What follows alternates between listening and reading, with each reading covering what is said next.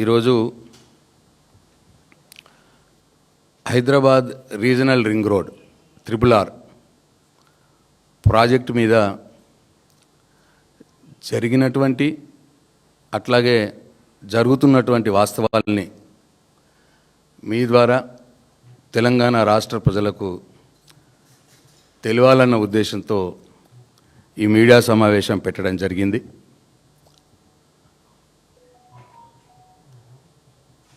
ఎనిమిది సంవత్సరాలుగా జరుగుతున్న తంతును చూస్తే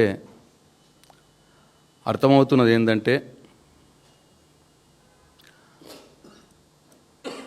కేంద్రంలో ఉన్నటువంటి బీజేపీ ప్రభుత్వం అట్లాగే ఈరోజు రాష్ట్రంలో ఉన్నటువంటి రేవంత్ రెడ్డి గారి కాంగ్రెస్ ప్రభుత్వం ఇద్దరు కూడా ఈ RRR ప్రాజెక్టుని 8 సంవత్సరాలుగా సాగదీస్తూ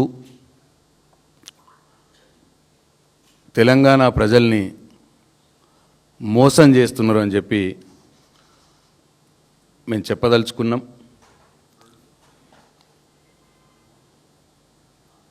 ఐదు సంవత్సరాలు అప్పటి కేంద్ర ప్రభుత్వం, ఇప్పటి 2017 నుంచి అంటే ఒక 6 సంవత్సరాలు అప్పటి కేంద్ర ప్రభుత్వం, ఇప్పుడు ఈ 2 సంవత్సరాలు ఈ రాష్ట్ర ప్రభుత్వం. అట్లా 8 సంవత్సరాలుగా ఈ 2 పార్టీలు తెలంగాణ ప్రజల్ని మోసం చేస్తూనే ఉన్నాయి.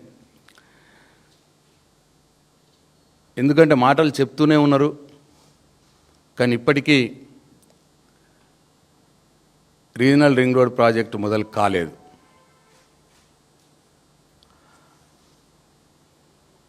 ఎనిమిది మంది బీజేపీ ఎంపీలు ఉన్నారు తెలంగాణ రాష్ట్రం నుంచి. వాళ్లకు ధైర్యం లేదు,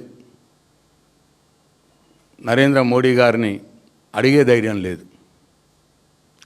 అట్లాగే 8 మంది కాంగ్రెస్ ఎంపీలు ఉన్నారు ఈ రాష్ట్రం నుంచి, ముఖ్యమంత్రి రేవంత్ రెడ్డి.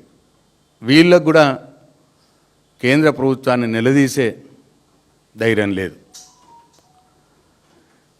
ఇట్లా ఇక్కడ R&B మంత్రి గారు ఉన్నారు. పొద్దున్నాక నితిన్ గడ్కరీ గారిని కలిశాను, అయిపోయింది, ఇక స్టార్ట్ చేస్తున్నాం, ఒక డేట్ చెప్తారు. అట్లా ఇప్పటికి ఒక 3-4 సార్లు అయినా ఇప్పటికి కూడా అటు నార్థన్ పార్ట్ RRR కావచ్చు, ఇటు సదరన్ పార్ట్ RRR కావచ్చు, ఎక్కడ వేసిన గొంగలు అక్కడనే ఉన్నది, ఇప్పటికీ స్టార్ట్ కాలేవు.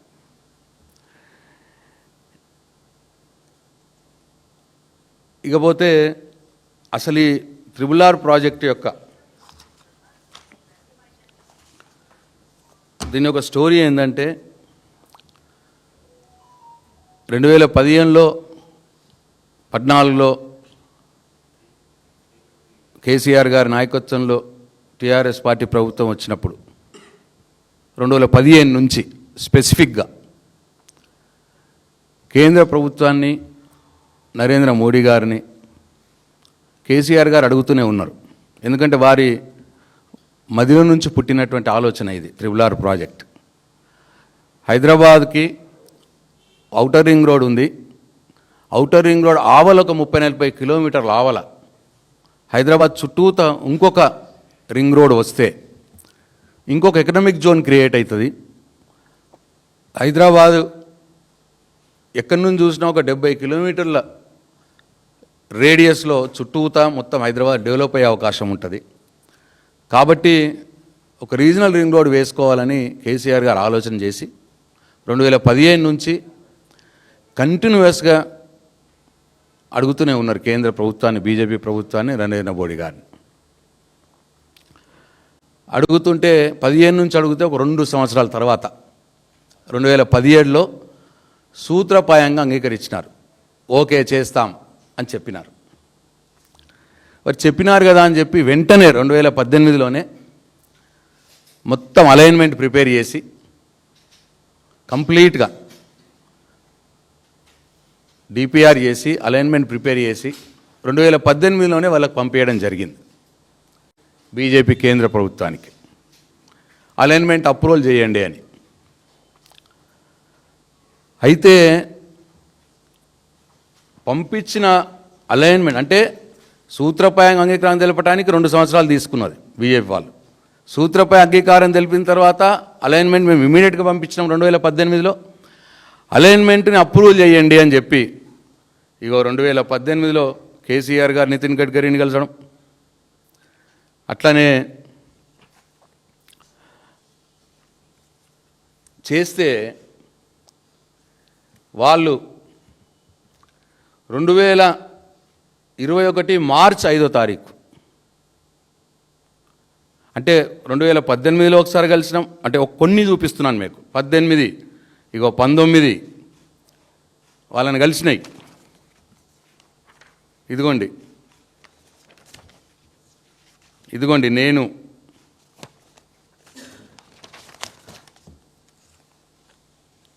నితిన్ గడ్కరీ గారిని, నేను మా ఇంజనీర్లు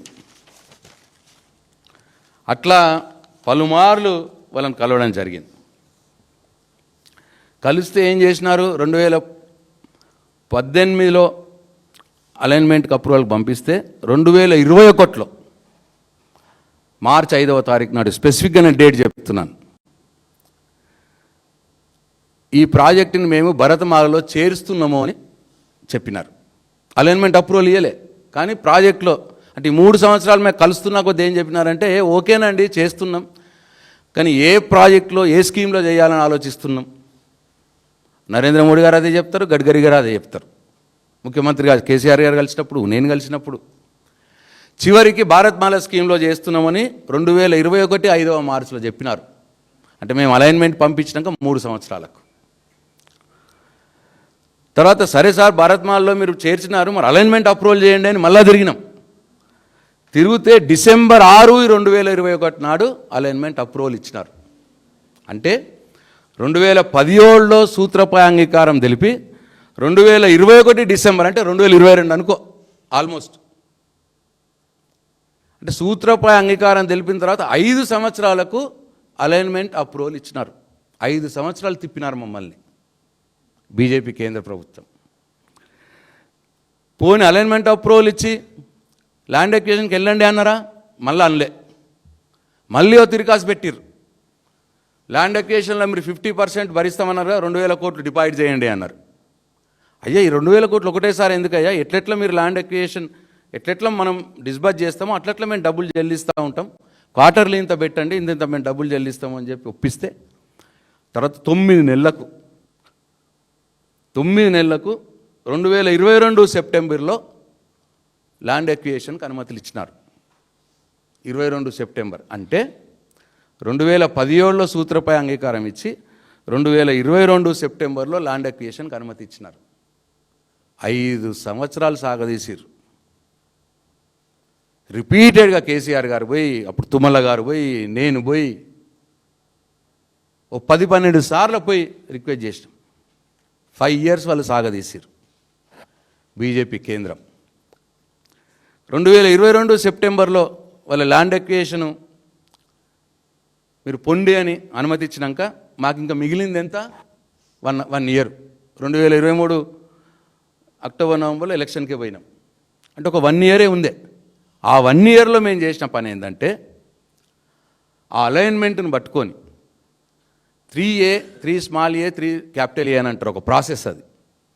అంటే ఆ అలైన్మెంట్లో ఏ సర్వే నెంబర్లు ఉన్నాయి, ఎంత ఎక్స్టెంట్ ఉంది, ఎవరెవరి పేర్ల మీద ఉన్నాయి, అవన్నీ కూడా సర్వే చేసి లిస్ట్ అవుట్ చేసినాం మొత్తం. తర్వాత అంతేకాకుండా ఒక 80% ల్యాండ్కి 3D నోటిఫికేషన్ అంటారు, డ్రాఫ్ట్ నోటిఫికేషన్, అది కూడా ఇచ్చేసినాం.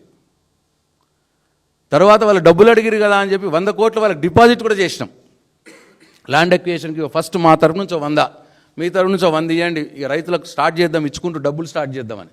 ఇదంతా మేము 2021 సెప్టెంబర్ నుంచి 2022 సెప్టెంబర్ మట్టుకు చేసేసినాం. ఎలక్షన్లు వచ్చినాయి, ఇప్పుడు ఈ గవర్నమెంట్ వచ్చింది. వీళ్ళు చేసింది ఏందండి, వీళ్ళు మేము 1 yearలో ఏం చేసామో మీకు చెప్పిన. వీళ్ళు 2 సంవత్సరాల్లో చేసింది ఏంది, మీరు నమ్మరు చెప్తే, ₹1 కూడా ఖర్చు పెట్టలే ల్యాండ్ అక్విజిషన్కి. ఒక్క ఎకరానికి ఒక రూపాయి ఇవ్వలేదు, ఒక రైతుకు ఒక రూపాయి ఇవ్వలేదు ఇప్పటికీ, ఈ రోజుకు కూడా. మేము ఇచ్చిన 100 కోట్లు అట్లనే ఉన్నాయి. వాళ్ళు ఐడిబిఐ లోన్ తెచ్చిన 3,000 కోట్లు అన్నారు, అవి ఎటుపోయినాయి? అవి నేషనల్ ఎన్హెచ్ఎల్ దగ్గర వాళ్ళు డిపాజిట్ చేయలే ఆ 3,000 కోట్లు. మేము 100 కోట్లు చేసినాం ఎన్హెచ్ఐ దగ్గర మేము ఉన్నప్పుడు. వీళ్ళు 1 రూపాయి ఎన్హెచ్ఐ దగ్గర డిపాజిట్ చేయలేదు, 1 రూపాయి రైతుకి ఇవ్వలేదు, 1 ఎకరానికి ల్యాండ్ అక్విజిషన్ చేయలేదు. ఇవాళ 98% మేము ల్యాండ్ అక్విజిషన్ చేసేస్తామని చెప్తున్నది ఈ ప్రభుత్వం. రైతులకు డబ్బులు ఇయ్యంది ల్యాండ్ అక్విజిషన్ అయినట్టా అండి? అయినట్టా? ఏం చేసిర్రు మరి వీళ్ళు? 1 రూపాయి కూడా ఇవ్వలేదండి భూమికి, 1 రైతుకు కూడా 1 రూపాయి ఇవ్వలేదు. మేము ఇచ్చిన 100 కోట్లు కూడా అట్లనే ఉన్నాయి. తర్వాత తగునమ్మా అని ఇంకేం చేశారు తెలిసిన? 2024 డిసెంబర్ 27 రోజు టెండర్లు పిలిచినారు నార్థన్ పార్ట్ త్రిబుల్-ఆర్కి. టెండర్లు పిలిచేసారు. ఆ రోజుకి ఈసీ క్లియరెన్స్ లేదు, టెండర్ పిలిచే రోజుకి పర్మనెంట్ నంబర్ లేదు, ల్యాండ్ అక్విజిషన్ లేదు, టెండర్లు పిలిచినారు. 27 డిసెంబర్ నాడు టెండర్, 27 డిసెంబర్ 2024 అంటే వీళ్ళ గవర్నమెంట్ వచ్చినాక సంవత్సరంకు టెండర్ పిలిచినారు. పిలిచి ఇంకా విచిత్రం ఏంటంటే ఇప్పటికి 3 సార్లు టెండర్లు పోస్ట్పోన్ చేసినారు. ఇప్పలే టెండర్ని, బిడ్లు వచ్చినాయి కానీ ఓపెన్ కాలే. 3 సార్ల డిసెంబర్ 24 నాడు టెండర్ పిలిచి ఫిబ్రవరిలో ఓపెన్ చేస్తామన్నారు, మళ్ళా పోయి ఏప్రిల్లో మేలో ఓపెన్ చేస్తామన్నారు, మళ్ళా పోయి జూలైలో ఓపెన్ చేస్తామన్నారు. పోస్ట్పోన్ చేసుకుంటూనే పోయారు. ఈ రోజు టెండర్లు ఓపెన్ కాలే. తీరా ఆగస్టులో మళ్ళీ కొత్త డ్రామా. అసలు ఈ టెండర్లు ఎందుకు ఓపెన్ కాలే? దీని మతలబ్ ఏంది? దీని వెనకాల ఉన్న మతలబ్ ఏంది? ఎందుకు ఓపెన్ అయితే లేవు? నేను ఇద్దరిని అడుగుతున్నా, కేంద్ర రాష్ట్ర ప్రభుత్వాలు ఇద్దరిని అడుగుతున్నా. 7,150 కోట్లు ఎంతకో టెండర్లు పిలిచినారు.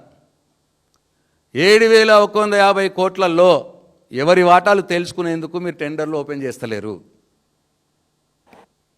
ఎందుకు టెండర్లు పోస్ట్పోన్ చేస్తున్నారు?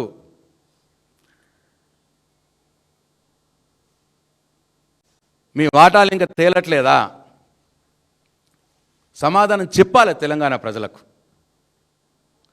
మళ్ళీ ఏం చేసినారు?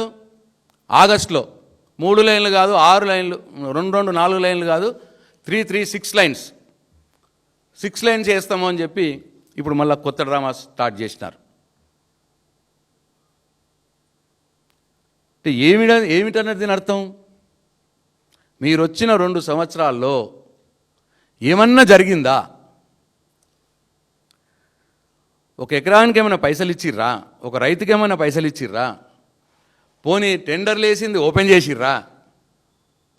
ఏమీ చేయకుండా రోజుకో డేట్ చెప్తారు ఈ ప్రభుత్వంలో ఉన్న మంత్రి గారు. రోజుకో డేట్. ఆ రోజు టెండర్లు వేసే రోజు డిసెంబర్, మళ్ళీ చెప్తున్న స్పెసిఫిక్, డిసెంబర్ 27, 2024 టెండర్ వేస్తే 29 నాడు మాట్లాడిరు మంత్రి గారు, R&B మంత్రి గారు. ఇది ఒక పెద్ద గేమ్ చేంజర్.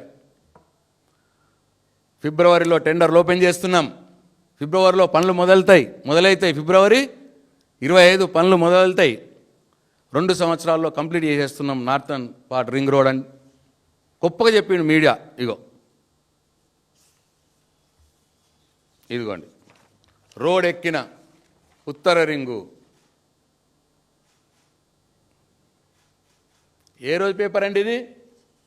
29/12/2004 పేపర్ ఇది. సంవత్సరం క్రితం, ఆల్మోస్ట్ సంవత్సరం క్రితం నాడు పేపర్లలో హెడ్లైన్లు: రోడ్ ఎక్కిన త్రిబుల్-ఆర్, ఫిబ్రవరిలో పనులు మొదలవుతాయి, 2 సంవత్సరాల్లో పూర్తి చేస్తాం.